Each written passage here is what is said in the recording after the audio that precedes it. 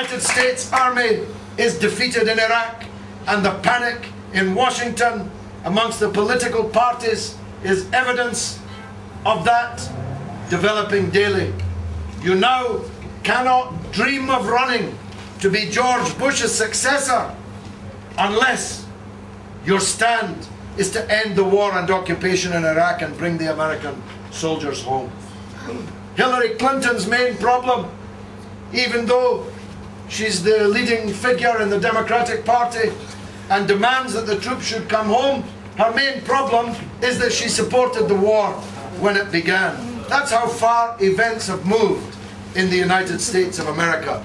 Only an anti-war candidate can be elected President of the United States. Who would have thought it? So things are moving fast on the international level, and they're moving in our favor. We were the people who were right. We were the people who, if we'd been listened to, we wouldn't be in this mess now. More than 650,000 Iraqis would not be dead. Imagine what 650,000 dead people in 4 years looks like. Imagine the mountain of dead bodies that that represents.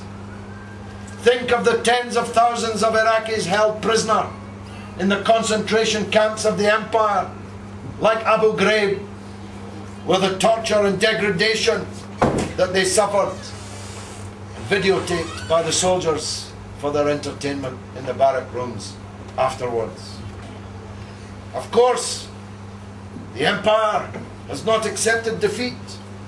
Indeed, it's threatening to attack new countries like Iran. It's already attacking new countries like Somalia through its satraps in Ethiopia, where it has effectively taken over Somalia, but not for long. They haven't watched Black Hawk Down, apparently, in the United States administration. The Somali people will never accept the occupation by foreigners of their country.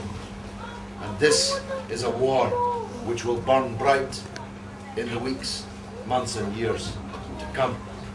But the historic trend has shifted.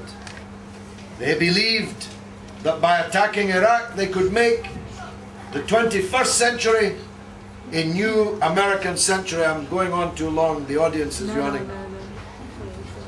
They wanted to make the 21st a new American century, but everybody in this room knows the 21st century belongs to the People's Republic of China, not to the United States of America.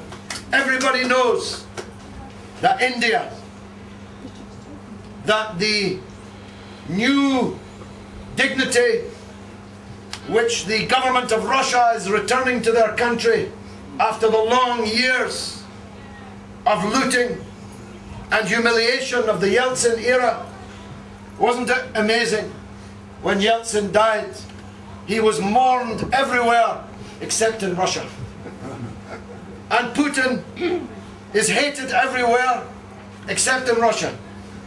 Again, you don't need an Oxford degree to work out what's going on. New powers are emerging. Old powers are re-emerging. New challenges to the hegemony of the United States are springing forth. The future belongs to us. The tide has turned. The history of the last period is now moving into its reverse. So, we all have a choice to make. We can be with the past, or we can be with the future. We can sell ourselves, Labour today, Tory tomorrow, Liberal the next day, or we can stand with our principles. Salvinder Dhillon has always done that. As long as I've known him, and there are people in here who've known him even longer than me, he's been at the front line of every battle. I must tell you, I have many duties, many tasks, not enough hours in the day, but he was the one who badgered me constantly. In fact, it was a pain in the neck to do everything I could for the strikers at Gate Gourmet. Where those workers, those women workers, Indian women workers, were sacked at 3 minutes' notice in a car park by a Texan billionaire with a bullhorn and bundled off the premises. Refused to go to the lavatory. Pregnant women pushed around by thugs brought from Texas. That was Blair and Brown's Britain. That was the 10th year of New Labour government, ruled by Blair and Brown. No difference then between them, and I predict no real difference in the future between them.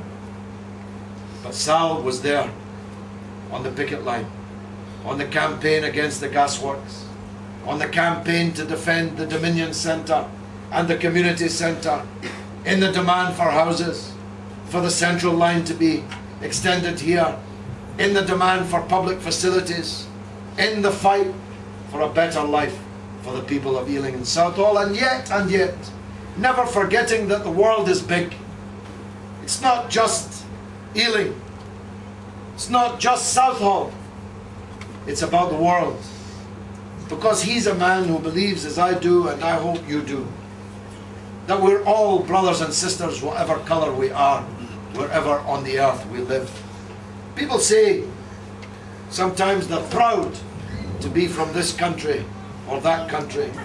I've never understood that. It's entirely an accident of birth, which country you're living in. You can say, not that you're proud, but you're lucky. Indeed, we're lucky to be living in a rich country with which so much more could be done. There are many more unlucky places in the world to be born. But I'll only be proud of Britain when Britain stands up for justice, for peace, and for equality in the world. That's what I give my life for. That's what Sal gives his life for. That's what we're fighting for.